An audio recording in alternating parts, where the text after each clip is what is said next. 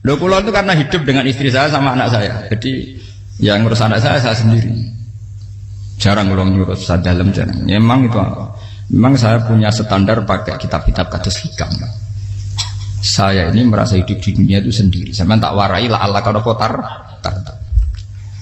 Imam yang ngarang hikam itu punya resep supaya kamu seneng terus. Liyakil lama tafrahu bihi, mesti yakin lama tahzanu bihi.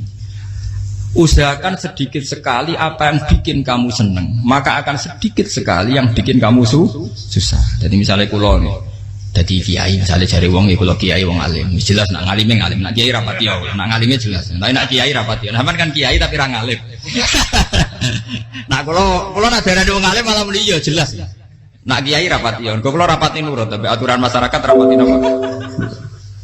Nah sampean kiai tapi orang nopo ngalim.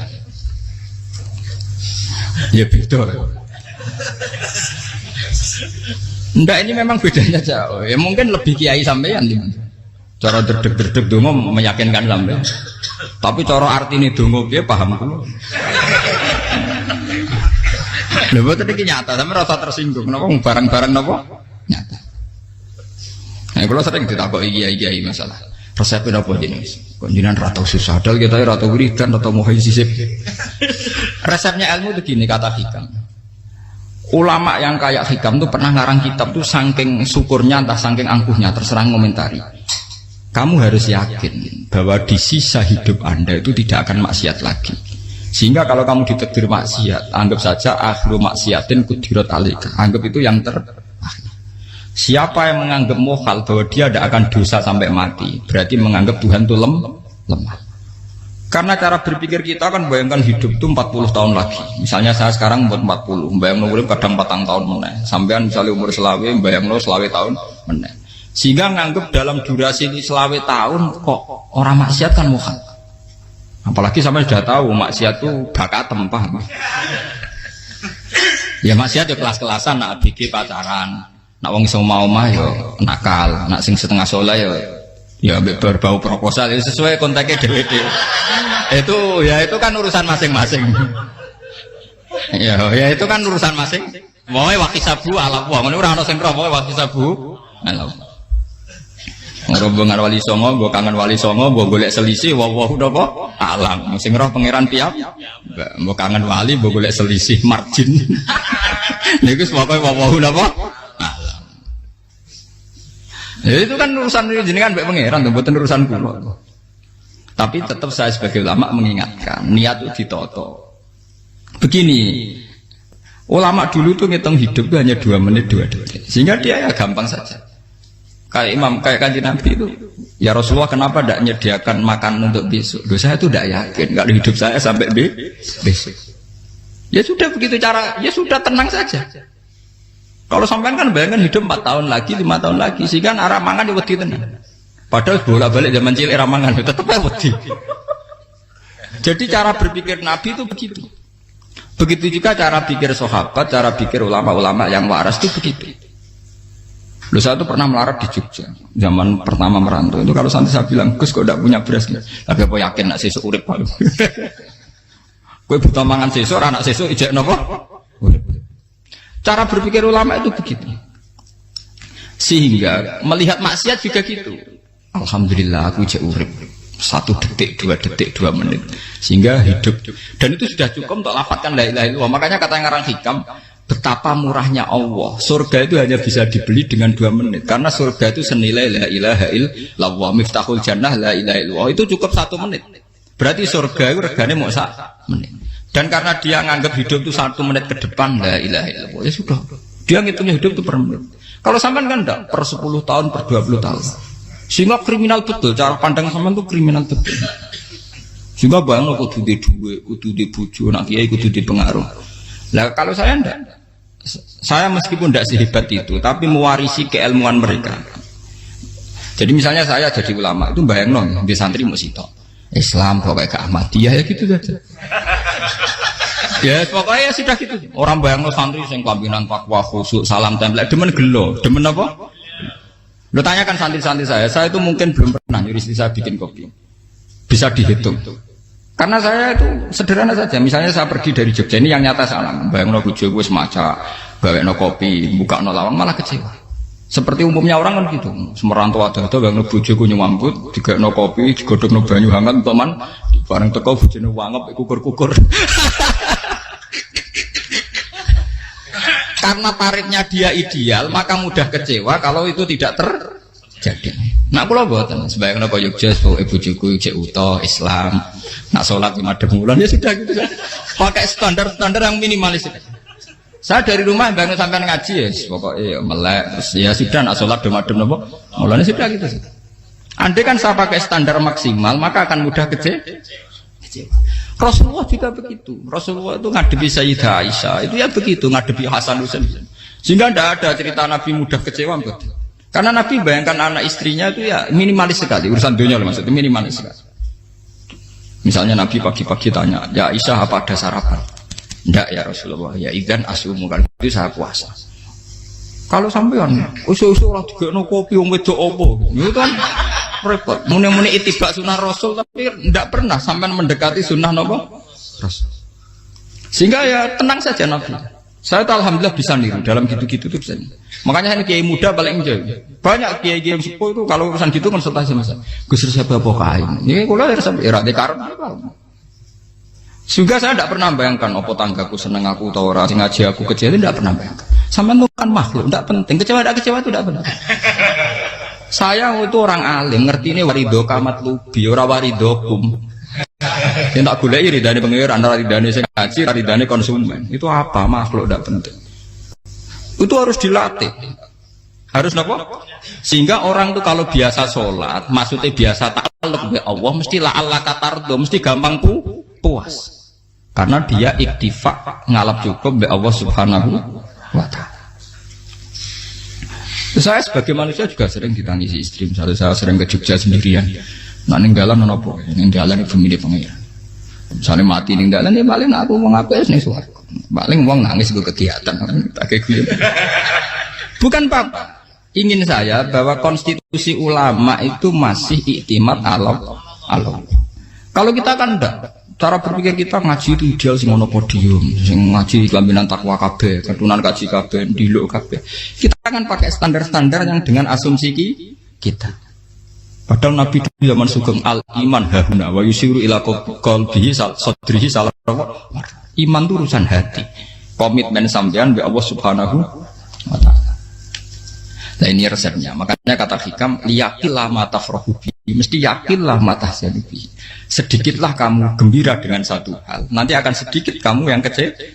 Artinya misalnya kados kula sebagai ulama seneng kula nu kok ijek iman. Ya nggak kayak wong awam. Ya sudah gitu. Jadi misalnya suatu saat kula jatuh, yang ngaji saya gak semeneng dadi kupeding. Wong sing seneng kula bubar kabeh. Kula ya ora susah, miskola darah bener. Gus saiki jenengan ora sing seneng. Ya tenang saja. Sing ora seneng ya makhluk ora jelas. Dan status mereka tetap layaduru walayan. Ini harus dilatih. Sehingga Nabi itu ya meskipun beliau itu perang, sahabatnya meninggal ya tenang saja.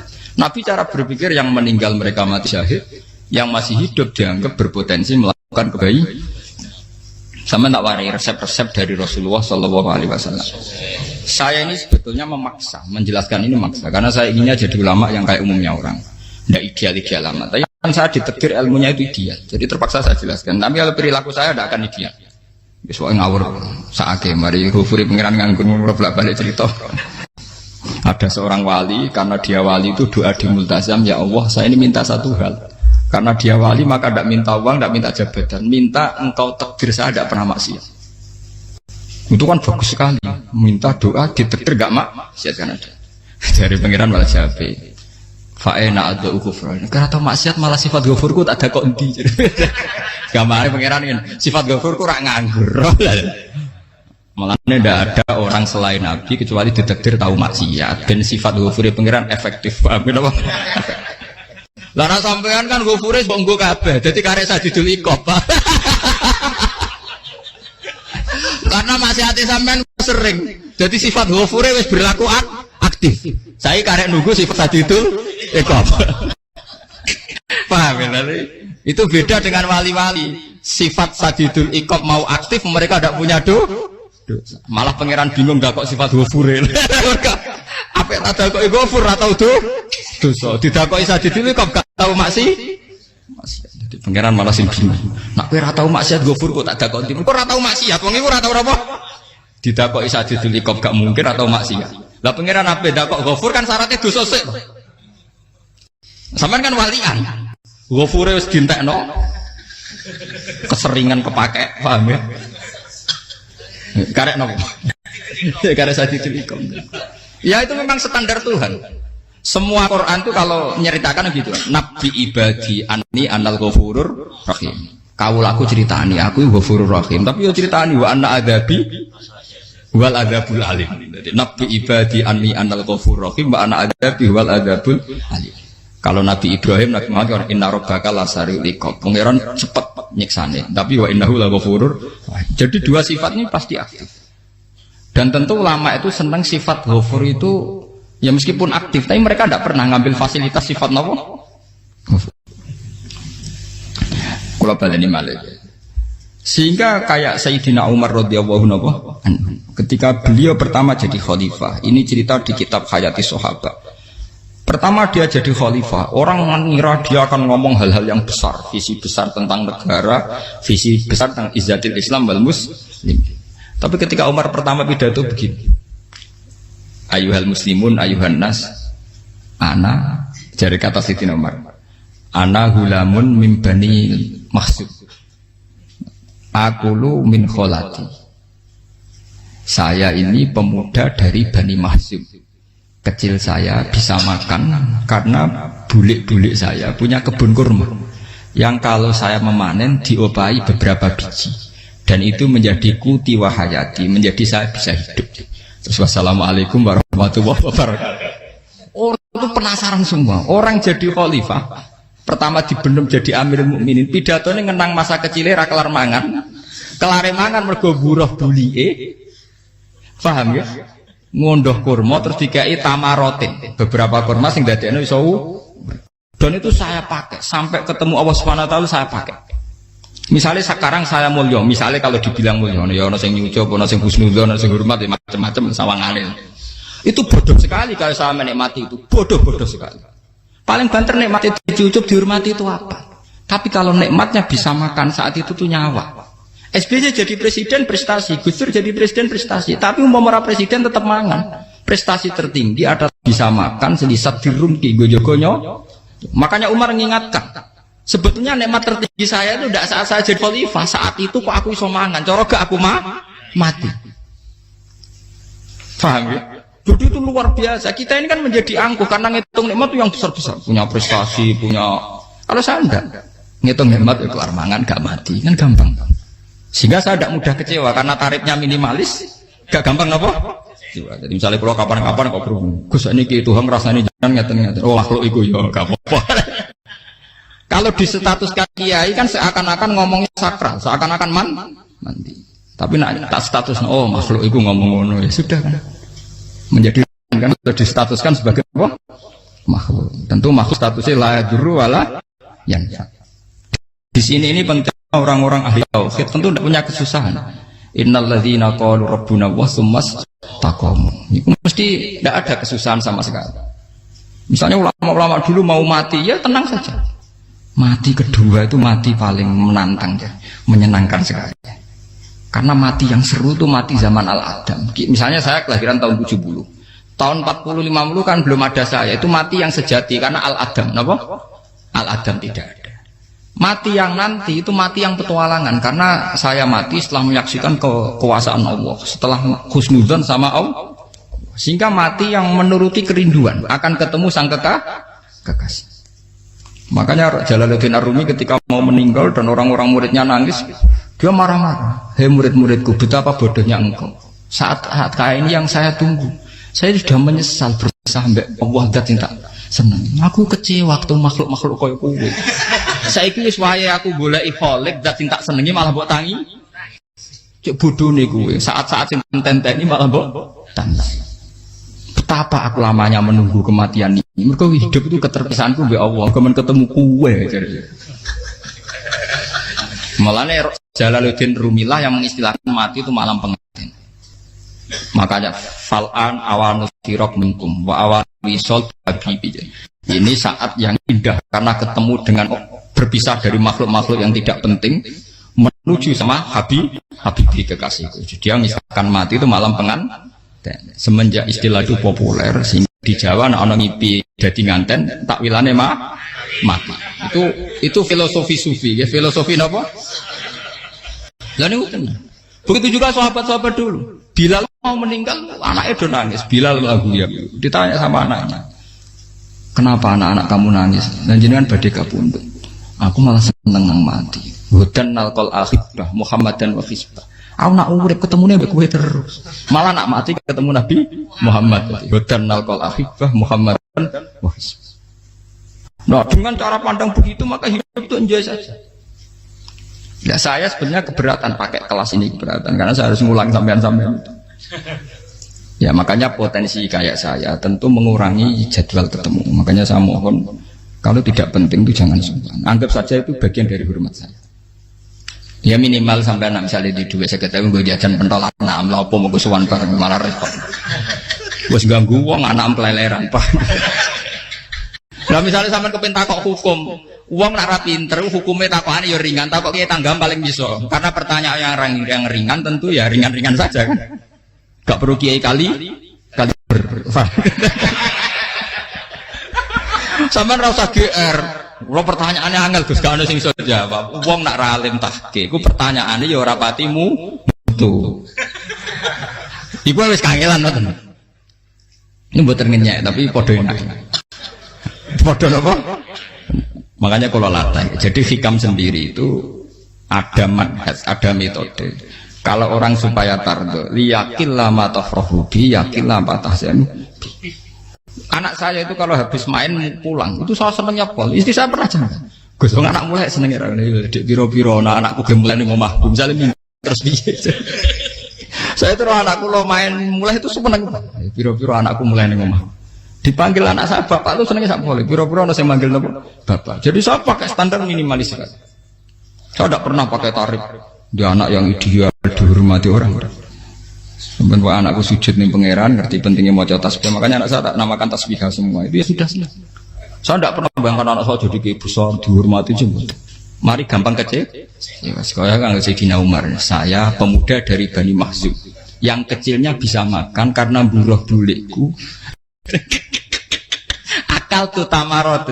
Wah itu saya baca tuh nangis betul. Betapa hebatnya Sayyidina Umar. Mengingatkan ulang bahwa nikmat tertinggi itu ya makan. Karena makan kaitannya nyawa. Orang jadi bupati, enggak jadi bupati tetap makan. Jadi kalau ngantin saya tarifnya minimalis sekali. Nah, kalau orang sudah makan gitu lah Allah kata tertentu mudah sekali.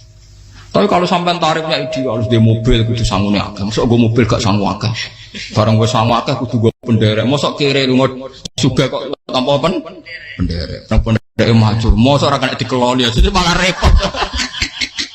Akhirnya gue wong ayu. Harus selingkuh dijari sing itu perkara meneh.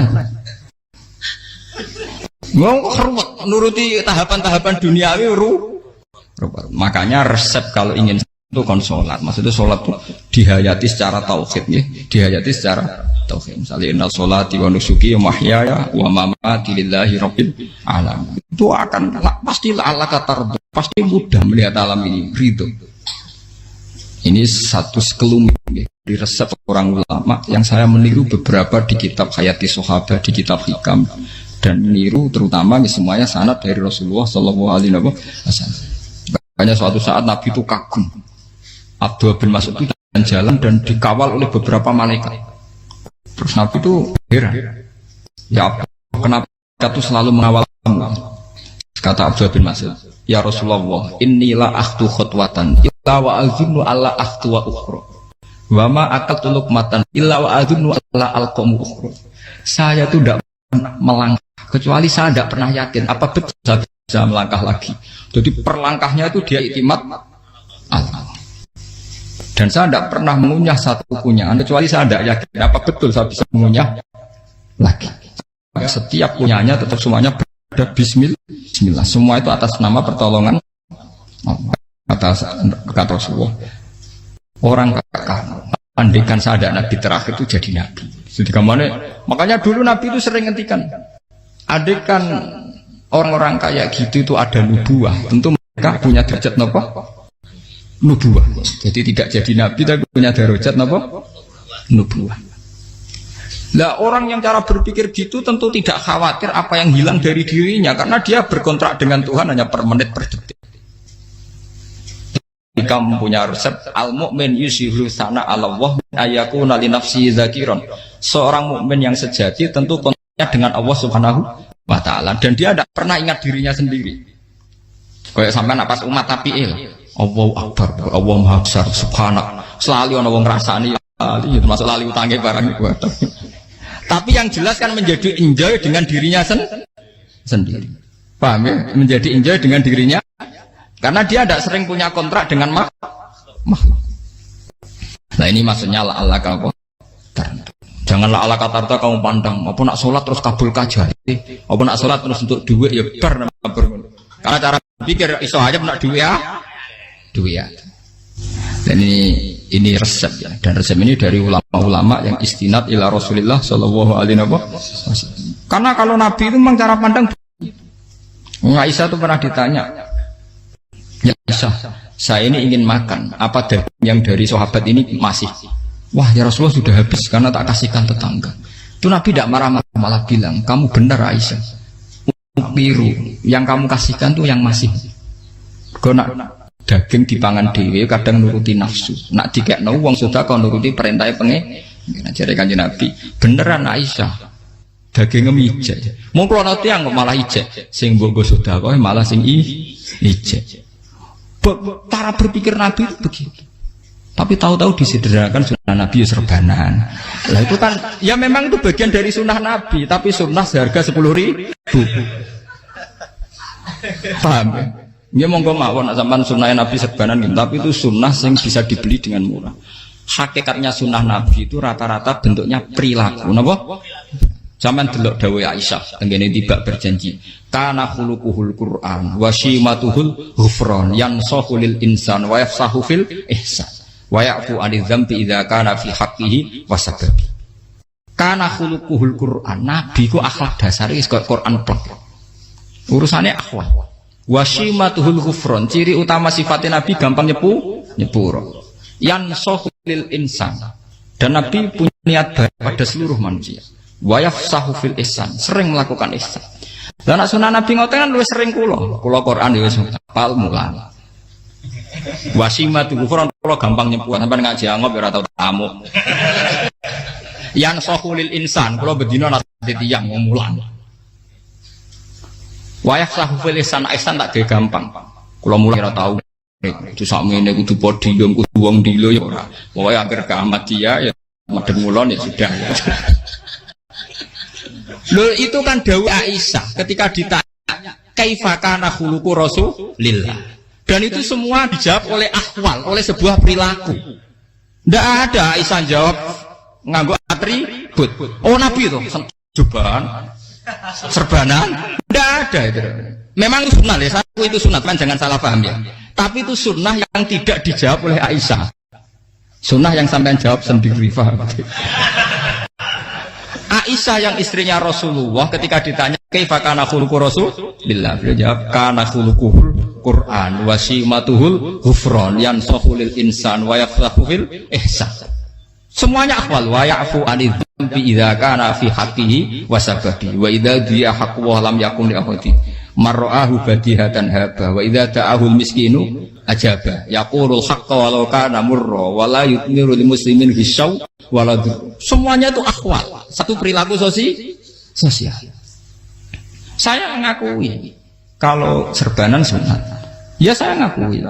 Tapi sunnah wis karena saya mewakili yang akhwal tadi yang apa? Lah mungkin untuk sampeyan, monggo kalau untuk ngisi sunnah. Tapi mbok ya adil.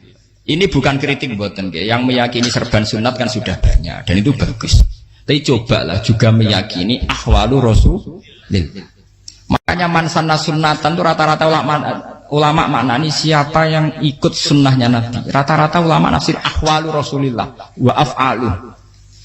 Perilaku sosial Rasulullah. Makanya terusannya wa idza ja'ahul miskinu ajabah. Kalau dipanggil orang miskin ya datang. Ya maksudnya ada harus orang miskin manggil pas resepsi kawin boten. Misalnya ana wong melarat kuwi di sepeda motor, wong melarat iki yo ngeteroni puskesmas ya mbok terno. Wong melarat loro yo nukono misale apa minyak kayu putih mbok tekani. Ora kok ngerti-ngerti mbok ngurusan walimatul urus sing wajib piye lho. Payah. Lho lan padahal miskin aja pe ora ana hadise urusan walimatul urus mboten. Kalau orang miskin manggil ya dalam riwayat hadis ya Nabi sering dipanggil orang miskin ya Rasulullah mbok datang ke rumahku ada apa terus ya Nabi saya tuh ingin rumahku sing elek jenengan nanti sholat teng mriku ya Nabi datang ya sholat saja ya ora jaman fi ayyi makanin aradta an usolliya fi kamu di tempat mana kamu seneng sholat teng mriki ya Rasulullah ya Nabi sholat sing ngundang ya waras pisan kenangan mbek Nabi kok mae dienggo sholat Nabi ampean tahu tanggung kiai kon sholat kon promosekno anakmu iku paham Gaya itu nggak nunggu kersane ketampi PNS padahal kiai ini dia anak era PNS. Kalau dulu kan sahabat ngundang Nabi itu ya gitu ya Rasulullah saya itu ingin sekali engkau sholat di rumahku fa'takhidahu musollan kemudian tempat yang pernah engkau sholati mau tak pakai musola pribadi. Makanya masjid kiblat itu rumahnya sahabat karena dulu Nabi pernah sholat di satu tempat adalah ono perintah takhlilul kiblat itu di rumahnya sahabat. Itu sahabat dulu itu kalau ngaturi Nabi itu kenanya ingin Nabi pernah sholat di situ. Nah, ilmu ngeten ini mentek. Ya untungnya nonton kulo, jadi ono sing eling-eling ya bang. Nah, teman kudu syukur ya, artinya syukur ya. Orang kayak saya itu tidak usah sampean dikte ngikuti hukum adat. Kalau ngoten sampean gelo mergo kula ora iso teko, kula ya gelo perkarane ulama kok mbok atur. Makanya saya sering guyon cerita saya itu kalau di pasar Pandangan dulu tuh anyaran boyong sering di pasar ditanya sama Gus wong alim kok di pasar piye aneh tuh ya aneh kuwi aneh piye bodohnya wong alim. Kadang masyarakat tuh tidak sadar keanehan dirinya sendiri. Mereka enak saja merasa kalau orang alim ke pasar itu aneh. Mereka tidak sadar orang bodohnya wong alim ya aneh. Enak saja mereka mikir sepi. Paham ini supaya sampean la Allah kan apa Makanya untuk Rasulullah, Nabi itu sering ngendikan nak ana tamu hormati. Tapi etika mertamu di Rasulullah itu walakin idza du'aitum. Mertamu Nabi itu nunggu ditimbali. Walakin idza du'itum du'iya mabni majhul. Ketika kamu ditimbali jadi ya ayyuhalladzina amanu la tadkhulu buyutan nabiyyi illa ayyudzana lakum. Jadi untuk sowan Nabi itu nunggu meskipun sahabat tuh rindu Nabi, tidak berani sowan ke dalamnya Nabi. Kalau ingin ketemu Nabi di barno pas sholat jamaah, karena Nabi pasti keluar di mas.